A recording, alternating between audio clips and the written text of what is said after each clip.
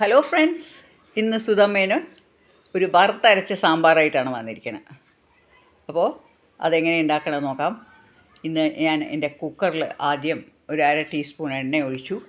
എന്നിട്ട് ആദ്യം കുറച്ച് വെണ്ടയ്ക്ക, ഒരു 6 വെണ്ടയ്ക്ക ഉണ്ടാവും. അതിന് ഞാനിങ്ങനെ നന്നായിട്ട് ഒന്നിനെ 3 കഷ്ണമാക്കി എല്ലാം എണ്ണയിലൊന്ന് വഴറ്റുകയാണ് കേട്ടോ. ഈ വെണ്ടയ്ക്ക വതക്കിയില്ലെങ്കിൽ അതിൻ്റെ ചെറിയൊരു പശ വരും സാമ്പാറിൽ ഇടുമ്പോൾ. അപ്പോൾ ഞാനിതെപ്പോഴും വെണ്ടയ്ക്ക ഒന്ന് ആദ്യം വതക്കും. അപ്പോൾ ഇത് നന്നായി വതക്കി വരുന്ന നേരം കൊണ്ട് ഇനി എൻ്റെ മറ്റേ പച്ചക്കറി എന്തൊക്കെ ഇടാൻ പോകണമെന്ന് ഞാനൊന്ന് എടുക്കാം. അതെന്താ വെച്ചാൽ ഒരു മുരിങ്ങക്കായ, ഒരു 2 വഴുതനങ്ങ, ഒരു വലിയ ഉള്ളി, എന്ത് കഷ്ണം വേണമെങ്കിൽ ചേർക്കാം.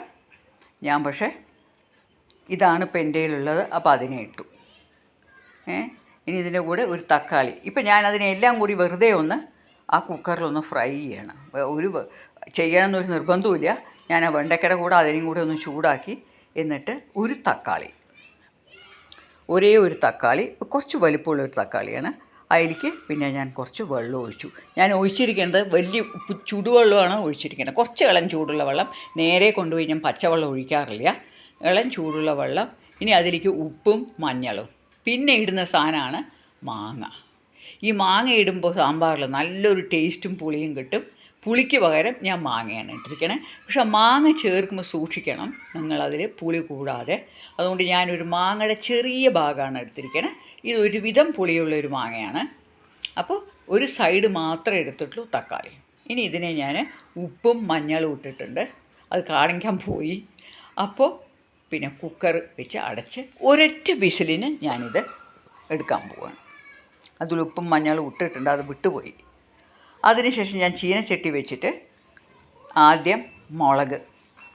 ഒരു കാര്യം പറയട്ടെ, കായ ആദ്യം വറുക്കണം എന്ന് വിചാരിച്ചു, അത് ഇടാൻ മറന്നുപോയതുകൊണ്ട് ഞാൻ ആദ്യം മുളകാണ് ആദ്യം ഇട്ടത്. അതിൻ്റെ കൂടെ ഒരു 1/4 ടീസ്പൂൺ ഉലുവ, 1/4-നും താഴെ കേട്ടോ ഉലുവ. അത് കഴിഞ്ഞു ഒരു 2 ടീസ്പൂൺ മല്ലി. ഇത് ചെറുതായിട്ടൊന്ന് ചൂടാക്കുകയുള്ളൂ. ഞാൻ ഒരുപാട് ബ്രൗൺ കളറിൽ വറുക്കാറില്ല. ഇനി അതിൻ്റെ കൂടെ ഞാൻ തീ കെട്ടുപോയി, അതിൻ്റെ ഇടയിൽ കൂടി ഒന്ന് കത്തിച്ചിട്ട് ഞാനതിനെ അരമുറി തേങ്ങ ആഡ് ചെയ്യാൻ പോകണം. ഈ സമയത്ത് നിങ്ങൾക്ക് കുറച്ച് കറിവേപ്പില ആഡ് ചെയ്യാം. ഞാൻ സാധാരണ ചെയ്യാറുണ്ട്. ആ കറിവേപ്പില ഞാനവിടെ എടുത്തു വെച്ചു. അപ്പോൾ അതും കൂടെ എടുത്ത് നിങ്ങളതിനെ ഒന്ന് അതിൻ്റെ കൂടെ ഇട്ട് വറുത്താൽ നന്നായിരിക്കും. കറിവേപ്പില ഇടുമ്പോൾ നല്ലൊരു മണം കിട്ടും. അതായത് നിർബന്ധമൊന്നുമല്ല, ഉണ്ടെങ്കിൽ ഇട്ടാൽ മതി. ഇനി ഇതൊന്ന് നന്നായി ചൂടായി വന്നാൽ മതി. ഞാൻ തേങ്ങ ഒരുപാട് വറുക്കാറില്ല. കുറച്ച് നിറത്തിൽ വറുത്ത് കഴിഞ്ഞ് അതിനെ വാങ്ങി വെച്ച ശേഷം ഞാനിനിയിപ്പോൾ കായത്തിനെ ഒന്ന് വറുക്കാൻ പോവാണ്. ആ കായം ആദ്യമേ ആഡ് ചെയ്താണെങ്കിൽ അത് കുറച്ച് മൊരിഞ്ഞ് വരും. പക്ഷേ അതവിടെ എടുത്ത് വെച്ചതുകൊണ്ട് കായം ഇപ്പോൾ വറുത്തെടുത്തു. ഇനി എന്താ വെച്ചാൽ ഞാൻ ഇതിനെ ഒന്ന് ചൂടാറിയിട്ട് നന്നായിട്ട് അരച്ചിട്ട് വരാം. ഇപ്പോൾ ആ സമയം കൊണ്ട് എൻ്റെ കുക്കറിൽ പച്ചക്കറി വെന്തു തുറന്നു. ഈ സമയത്താണ് ഞാൻ എപ്പോഴും പരിപ്പ് നേരത്തെ വേവിച്ച് വയ്ക്കും. പരിപ്പ് വേവിച്ചതിന് ഞാൻ ഈ കഷ്ണത്തിൻ്റെ കൂടെ ആഡ് ചെയ്തിട്ട് ഒന്ന് ഓൺ ചെയ്യാൻ പോവാണ്. കുക്കറിനെ ഒന്ന് ഓൺ ചെയ്തു. പരിപ്പ് ഒരു 1/2 കപ്പ് നല്ലോണമുള്ള പരിപ്പ്.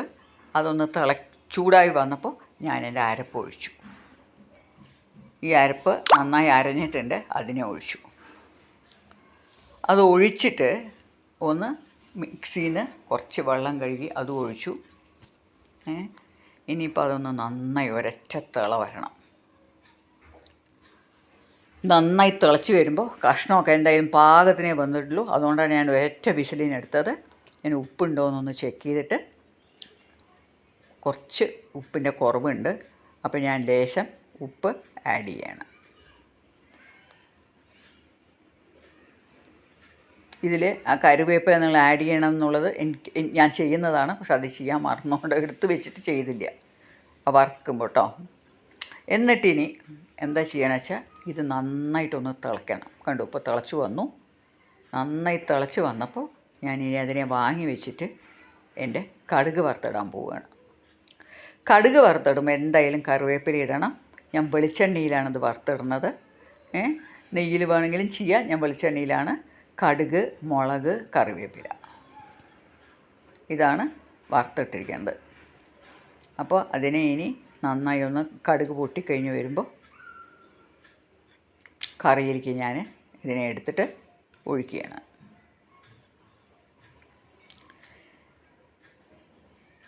ആ സമയം കൊണ്ട് ഞാൻ കറി വാങ്ങി വെച്ചിട്ട് കടുകിന് എന്തായാലും അതിൽ ഒഴിച്ചു. ഇനി ചെയ്യുന്നതാണ് നമ്മൾ സാധാരണ കുറച്ച് മല്ലിയില അതിലേക്ക് എടുക്കുക. കുറച്ച് ഒരു 2 തണ്ട് മല്ലിയില ഞാൻ കീറി അതിലിട്ടു. എന്നിട്ട് ഉടനെ തന്നെ അത് അടച്ച് വെക്കണം, അല്ലെങ്കിൽ അതിൻ്റെ മണം എല്ലാം കടുക് വറുത്തേൻ്റെയും. ഇനിയിപ്പോൾ ഞാൻ ഇതിനെ പാത്രത്തിലേക്ക് ആക്കി. അപ്പോൾ ഫ്രണ്ട്സ്, ഇന്നത്തെ എൻ്റെ സാമ്പാർ കണ്ടുവല്ലോ. ഇതാണ് വറുത്തരച്ച സാമ്പാർ. അപ്പോൾ നിങ്ങൾക്ക് എല്ലാവർക്കും ഈ സാമ്പാറിൻ്റെ റെസിപ്പി ഇഷ്ടമാവുമെന്ന് ഞാൻ വിചാരിക്കുന്നു. ഇതാണ് my way of preparing sambar. ഇത് ഞാൻ ചിലപ്പോൾ നെയ്യിൽ വറുത്തിടാറുണ്ട്, നെയ്യിൽ വറുത്തിട്ടില്ല. അപ്പോൾ ഫ്രണ്ട്സിന് അടുത്തൊരു വീഡിയോ ആയി കാണും വരെ it's bye from Sudha Menon.